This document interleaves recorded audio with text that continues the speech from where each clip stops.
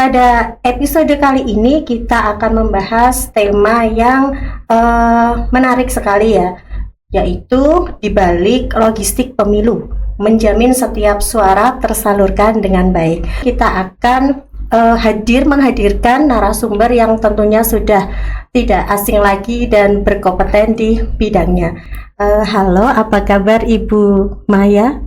Halo Mbak Febri. Apa tantangan terbesar dalam pengelolaan logistik pemilu?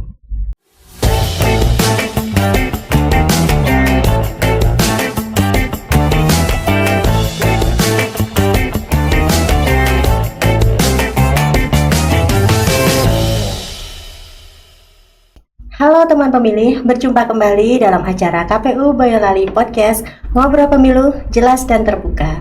Teman pemilih jangan lupa untuk like, comment, share, dan subscribe akun KPU Kabupaten Boyolali. Dan jangan lupa klik tanda lonceng untuk mendapatkan notifikasi terbaru.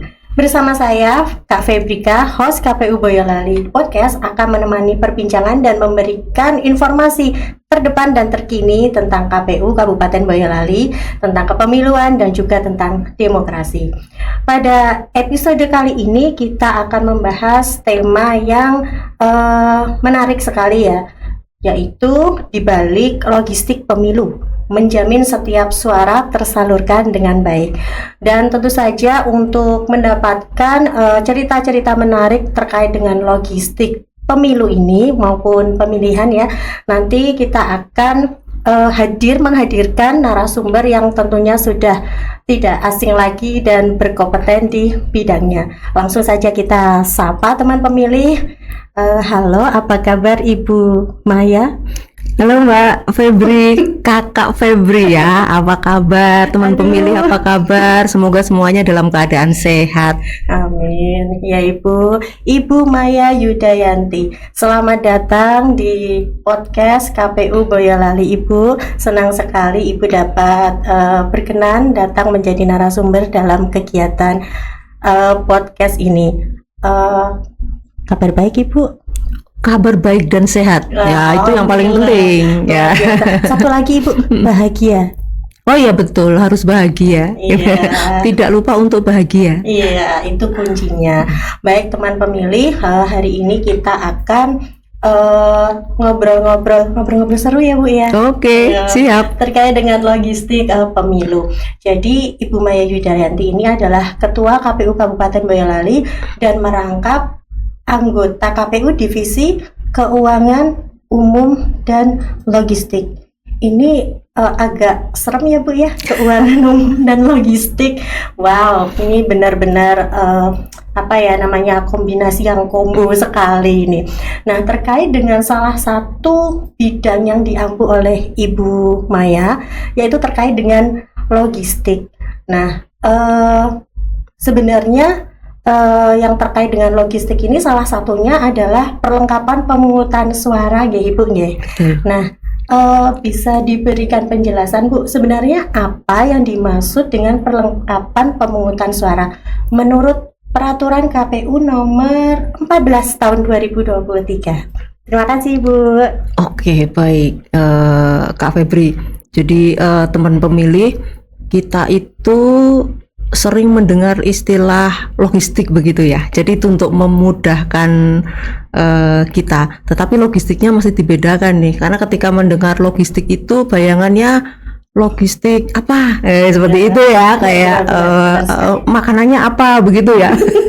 Tapi kalau dalam konteks kepemiluan tentu yang disebut logistik itu adalah hal-hal yang berkaitan dengan perlengkapan atau sarana prasarana pendukung untuk melaksanakan pemilu. Dan KPU itu punya peraturan KPU nomor 14 Mbak Febri, dan yang kemudian ada perubahan ya dengan keputusan KPU nomor 16, tahunnya sama-sama masih tahun 2023. Jadi peraturan KPU nomor 14 ini mengatur tentang perlengkapan pemungutan suara, perlengkapan pendukung ya, pemungutan suara, kemudian perlengkapan lainnya. Nah, nanti kita akan melihat ke sana. Ini semua perlengkapan yang ada di TPS maupun yang nanti digunakan untuk melakukan rekapitulasi. Jadi teman pemilih perlu tahu ya, karena jumlahnya banyak, jenisnya juga sangat banyak. Jadi KPU itu mengelompokkan perlengkapan pemungutan suara, atau yang kalau dalam istilah umum ini logistik tadi, itu dalam 3 jenis tadi Mbak Febri. Yang pertama perlengkapan pemungutan suara, ya teman-teman pemilih bisa ini ya, bisa membedakan nanti. Terus kemudian yang kedua itu dukungan perlengkapan pemungutan suara, yang ketiga adalah perlengkapan pemungutan suara lainnya. Gitu. Mau tahu apa isinya? Boleh Bu, saya kepo. Iya, jadi logistiknya itu apa gitu, isinya ada di situ. Oke. Kita bicara dulu untuk pengelompokan yang pertama Mbak Febri. Pertama itu perlengkapan pemungutan suara. Tentu ini adalah apa? Pokoknya, logistik pokoknya. Jadi sesuatu yang harus ada di TPS gitu ya. Ini yang digunakan dalam kegiatan pemungutan dan penghitungan suara di TPS. Ada apa dalam perlengkapan pemungutan suara ini? Satu, jelas sekali harus ada surat suara, ya kan? Surat suara. Terus kemudian yang kedua itu kotak suara. Yang ketiga itu bilik suara. Tuh. Terus kemudian yang keempat itu ada tinta Mbak Febri. Bukan tintaku padamu ya. Tinta Ibu. Tapi tinta ya. Oke. Ada tinta, kemudian ada segel, kemudian ada TPS itu sendiri. Nah, ini masuk dalam kategori atau kelompok perlengkapan di TPS gitu. Nah, ini kelompok yang pertama. Terus kemudian kelompok yang kedua ini dukungan perlengkapan pemungutan suara lainnya. Namanya dukungan gitu kan. Tujuannya itu untuk tentu support untuk memperlancar, kemudian untuk mengamankan, menjaga kerahasiaan, seperti itu. Kita coba lihat nanti apa aja yang ada di kelompok dukungan ini gitu. Saya sambil boleh melihat catatan ya Mbak Febri ya, karena banyak sekali jenisnya ya kan. Yang pertama ada sampul. Sampul ini nggak hanya satu jenis, ada bermacam-macam jenis. Sampul surat suara misalkan, ini namanya sampul kubus. Nanti ada sampul formulir seperti itu. Kemudian ada sampul-sampul yang lainnya gitu ya. Terus kemudian tanda pengenal. Tanda pengenal untuk siapa? Untuk KPPS, untuk saksi, karena KPPS kita kan harus dibekali dengan ID card gitu ya, tanda pengenal. Oke. Terus kemudian ada lem, ada kantong plastik. Plastiknya juga berbagai jenis. Lo buat apa sih plastik gitu ya? Kantong plastik buat apa gitu? Kantong plastik ini juga macam-macam nanti jenisnya Mbak Febri. Jadi tidak hanya satu jenis, ada plastik ziplock, kemudian ada plastik selongsong untuk membungkus formulir apa C plano ya, C plano kan besar itu ya, itu. Terus kemudian plastik untuk membungkus kotak suara. Nah kemudian ada ballpoint, ada lagi, nah ini yang publik pasti agak-agak ini, gembok. Kotak suara duplek kok digembok. Nah seperti itu, gembok, atau kalau di KPU kita menggunakan, prinsipnya itu kan mengunci ya, mengunci kotak suara seperti itu ya. Di KPU kita menggunakan namanya segel plastik. Nah ini yang perlu teman pemilih tahu. Segel plastik atau apa ya, kalau istilah mudanya itu kabel tis. Betul, kabel tis. Kabel tis, kemudian ada formulir-formulir, kemudian ada stiker, kemudian ada tali pengikat alat coblos, dan di setiap TPS itu ada alat bantu tunanetra gitu. Kalau kita singkatnya ABT gitu biar gampang ya, alat bantu tunanetra. Alat bantu yang digunakan bagi pemilih disabilitas dengan disabilitas netra ya, itu untuk membantu apa namanya, memberikan pilihan seperti itu. Itu kelompok yang kedua ya, dukungan perlengkapan lainnya. Kemudian kelompok yang ketiga itu adalah perlengkapan lainnya. Nah, perlengkapan lainnya ini ya perlengkapan lain yang dibutuhkan seperti itu. Nah, jenisnya apa saja? Ada salinan DPT. Nah, salinan DPT, kemudian salinan DPTB, daftar pemilih tambahan seperti itu. Terus kemudian daftar pasangan calon. Ya, ini dalam konteks pemilu ya, pilkada ya, DPC, daftar pasangan calon. Kemudian ada daftar calon tetap. Daftar calon tetap itu untuk pemilu, jenis pemilu DPR, kemudian DPRD provinsi maupun kabupaten, kemudian untuk satu lagi DPD ya, berarti ya untuk DPD seperti itu daftar calon tetap. Kemudian juga label identitas kota seperti itu. Nah, itu ya tiga kelompok perlengkapan yang ada di TPS. Nah, kalau terkait dengan jumlahnya, ya tentu kita sesuaikan dengan jumlah pemilih seperti itu, Mbak Febri. Baik Ibu, tadi saya mendengarkan begitu banyak ternyata logistik pemilu yang dibutuhkan dalam tahapan pemungutan dan penghitungan suara ya Ibu Ketua. Jadi tadi dari 3 kelompok memang satu sama lainnya itu memang sangat penting sekali dalam proses untuk pemilu. Kemudian begini Ibu Maya, terkait dengan jumlah, bagaimana KPU menentukan jumlah logistik yang akan diproduksi? Karena tadi seperti yang disampaikan oleh Ibu Ketua, ada 3 kelompok dan tadi sudah disampaikan oleh Ibu Maya.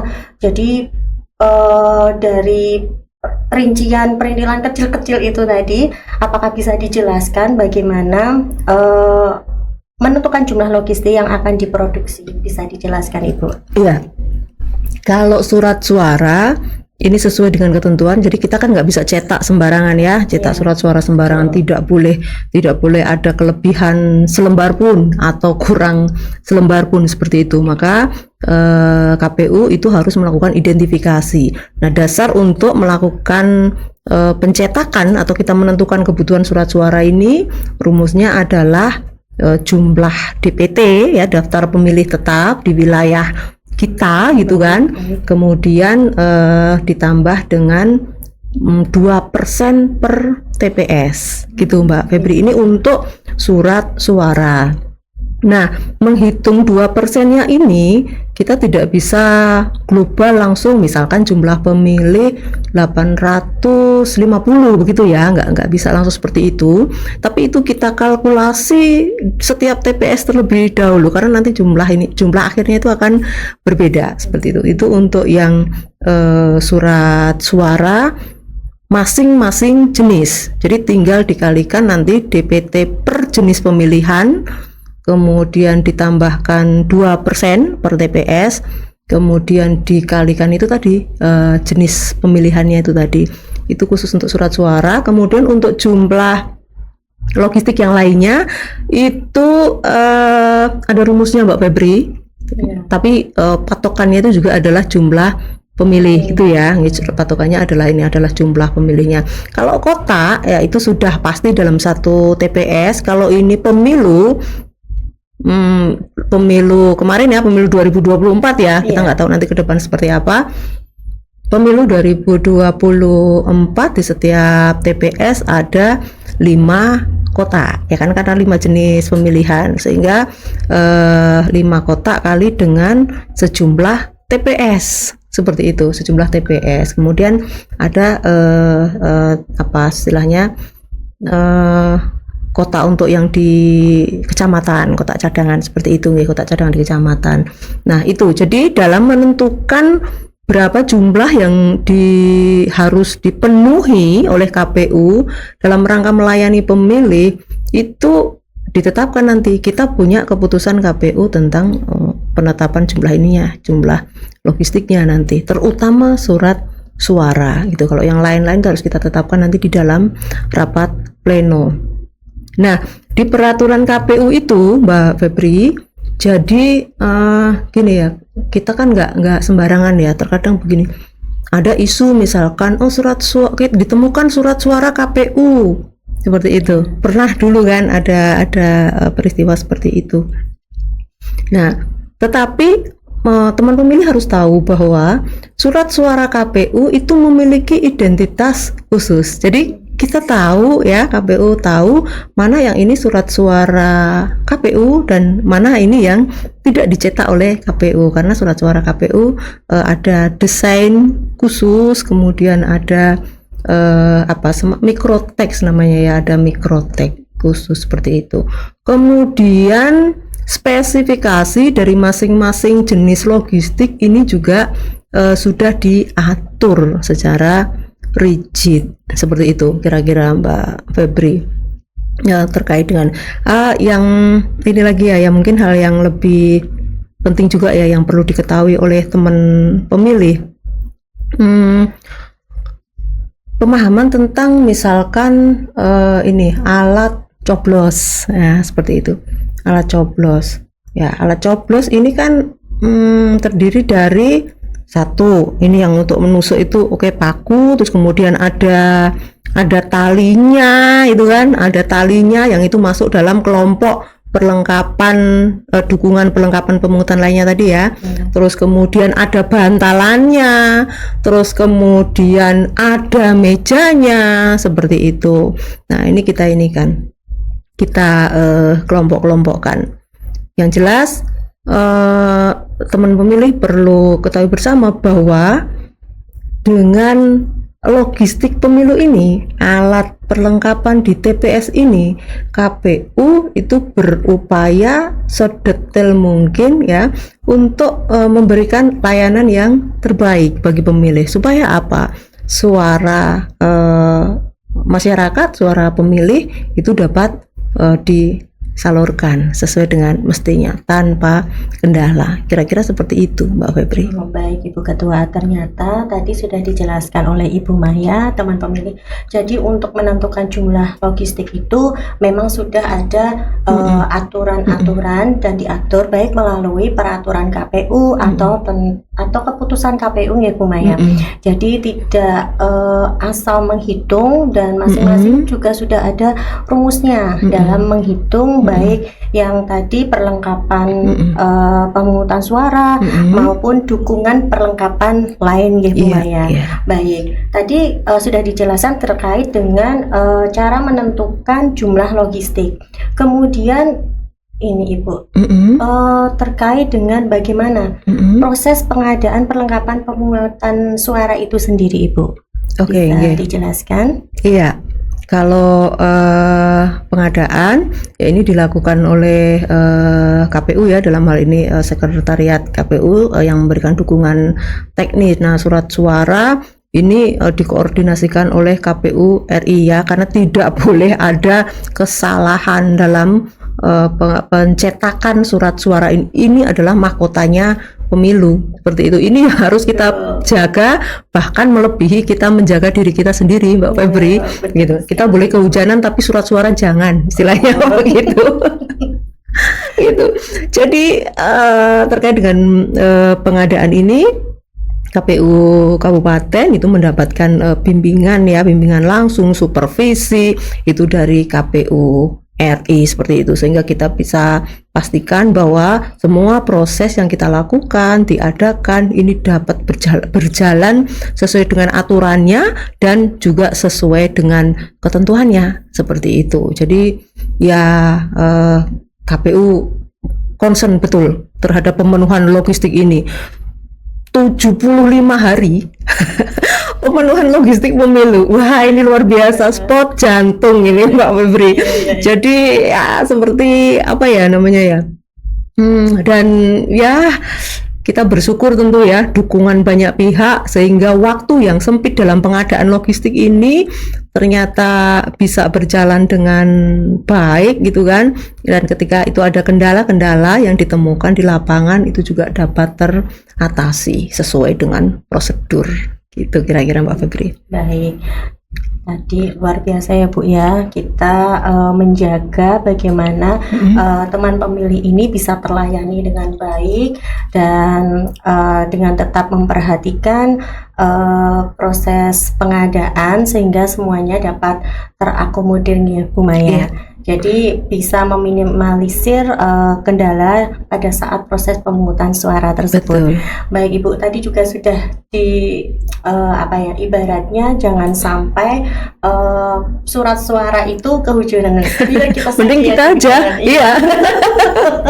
Bagi kemudian terkait dengan itu Bu, bagaimana proses distribusi logistik hingga sampai ke TPS. Jadi kan kita memastikan kalau untuk logistik ini benar-benar kita lindungi. Jadi jangan sampai ada kendala atau sesuatu sampai ke TPS. Bisa dijelaskan Ibu? Iya, ini jadi tantangan seru juga dalam rangka distribusi logistik ini. Karena pada saat yang bersamaan kebutuhan misalnya moda transportasi yang aman untuk membawa logistik ini dari kabupaten sampai ke tingkatan TPS gitu ya.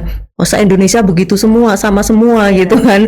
Ya tentu ada keterbatasan ya, tetapi semuanya kan semuanya bisa dilalui. Jadi distribusi ini memang menjadi tanggung jawab KPU dari gudang KPU kabupaten, kemudian sampai di kecamatan, karena kan harus stay di kecamatan, kemudian dari kecamatan didistribusikan ke TPS. Itu semuanya sudah kita atur, kita tata, dan diutamakan itu adalah wilayah-wilayah yang terjauh terlebih dahulu, wilayah-wilayah sulit terlebih dahulu seperti itu.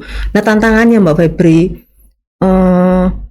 tentu cuaca ya, musim ya, antara lain itu kan hujan, sehingga pemilihan moda transportasi yang aman itu menjadi sangat penting. Sementara tantangannya yaitu tadi ketersediaan moda transportasinya atau alat transportasinya. Kemudian tantangan yang kedua selain cuaca itu adalah misalnya gangguan yang terkait dengan pohon tumbang ya kan, karena cuaca buruk, hujan, angin seperti itu, angin kemudian menumbangkan pohon sehingga memutus akses menuju ke lokasi TPS seperti itu.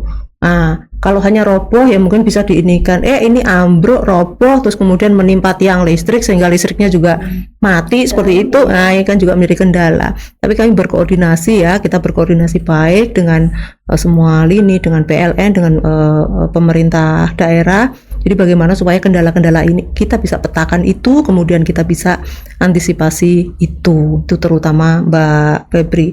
Jadi sekali lagi bahwa yang kita tekankan kepada teman-teman kita dalam distribusi logistik ini adalah mari kita menjaga logistik ini bahkan melebihi dari kita menjaga diri kita sendiri, karena di sanalah suara masyarakat itu nanti akan kita kita kawal seperti itu kira-kira.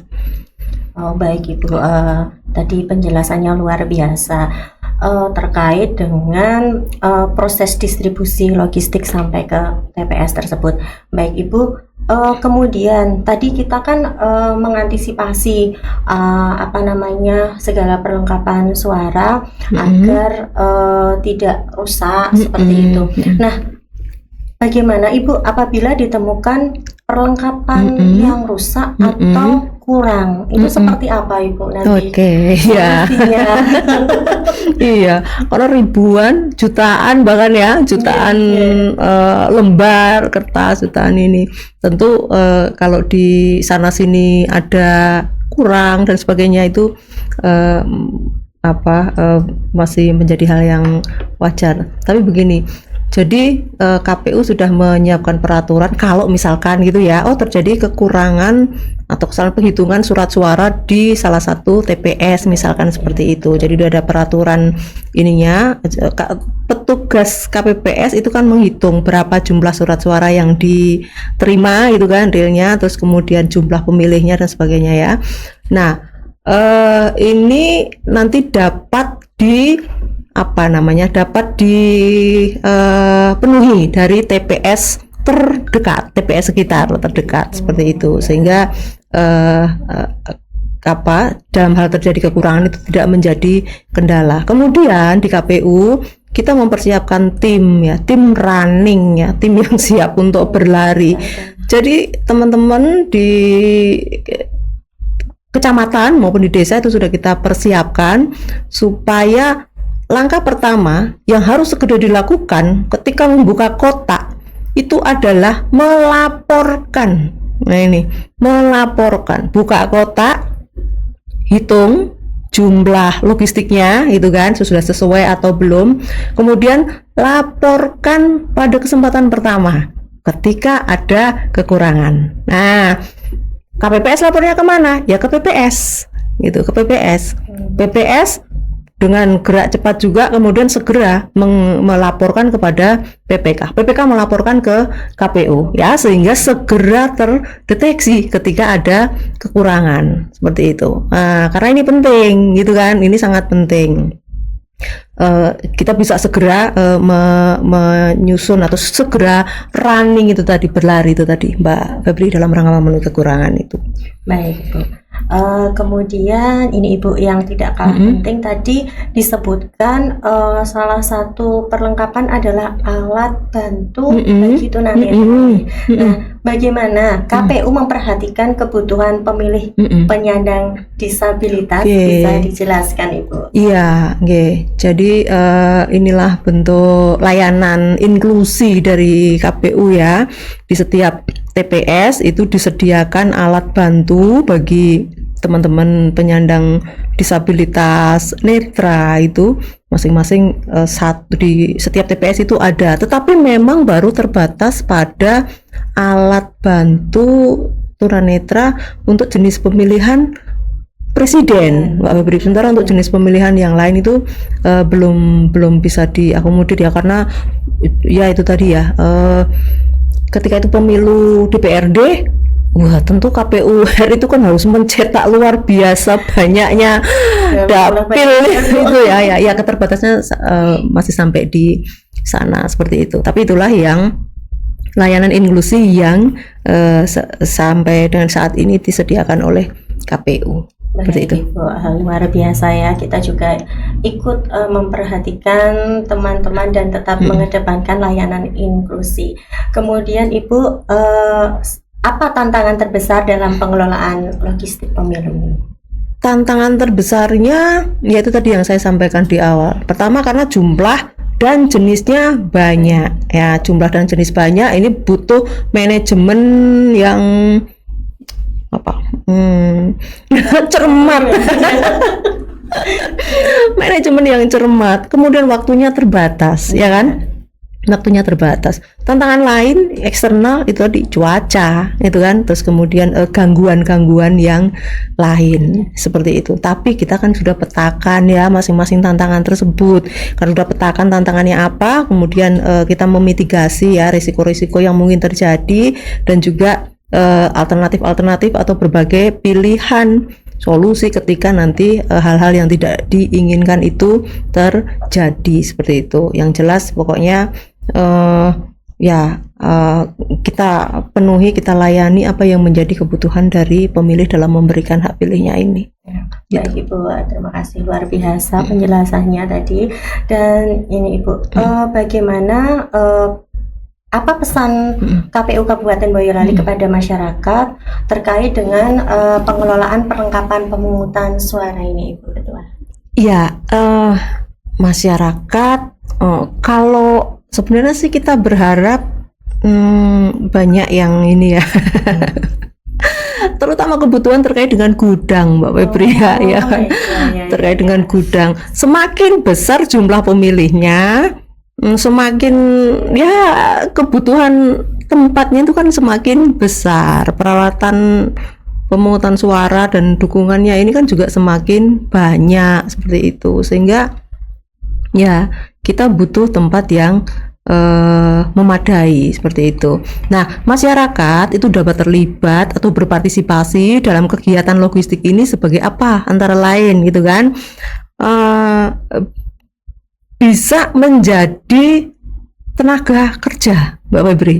Ya, jadi KPU itu mencanangkan ya bahwa kegiatan pemilu ini juga harus memberikan manfaat ekonomi bagi masyarakat, antara lain dalam bentuk itu tadi, misalnya menjadi petugas sortir lipat, menjadi petugas di gudang. Itu kan banyak sekali kegiatan ya, ada penjaga gudang, kemudian banyak lah seperti itu dukungan yang partisipasi masyarakat yang bisa dilakukan. Ada ratusan petugas yang kita butuhkan pada satu waktu tertentu untuk kebutuhan pemungutan dan logistik di pemilu ini, Mbak Febri, seperti itu.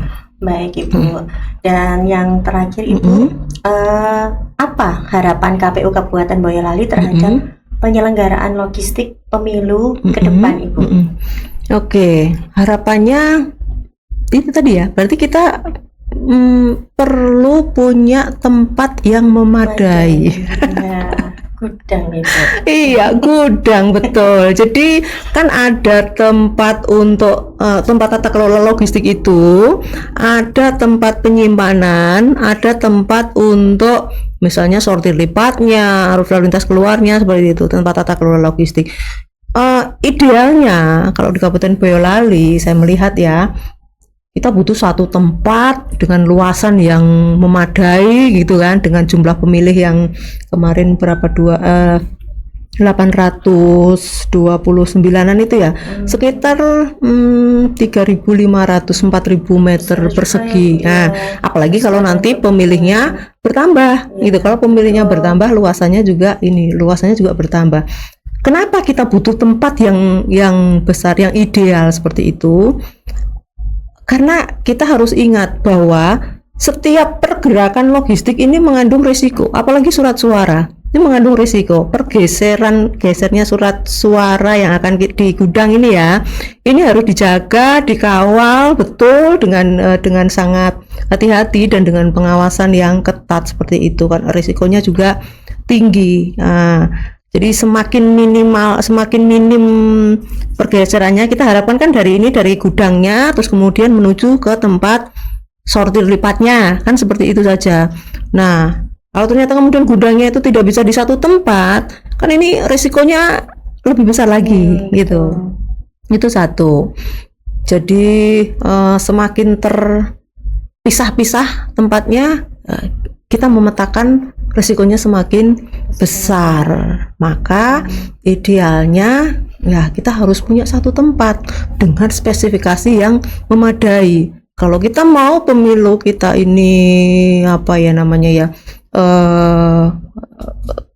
pemilu kita ini baik, kemudian juga dukungan logistiknya memadai, kita harus memikirkan gudang yang ideal. Iya, gudang yang ideal seperti itu. Karena kita kan nggak bisa begini ya Mbak Febri, jadi masih dibayang-bayangi kekhawatiran tentang bocor misalkan, atau lantainya ada rayap atau tikus.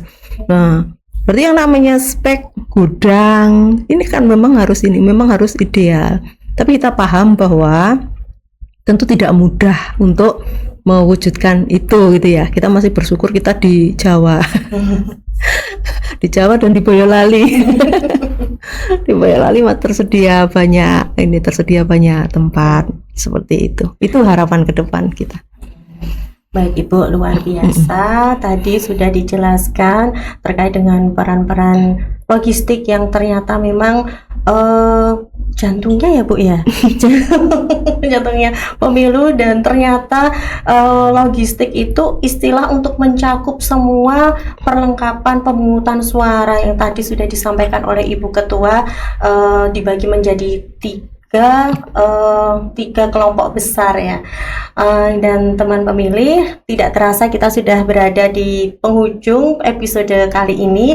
Kami mengucapkan terima kasih Bu Maya sudah berkenan hadir pada podcast episode kali ini, dan jangan lupa kepada teman pemilih untuk like, comment, share, serta subscribe kanal YouTube KPU Boyolali, dan jangan lupa klik tanda lonceng untuk mendapatkan notifikasi terbaru.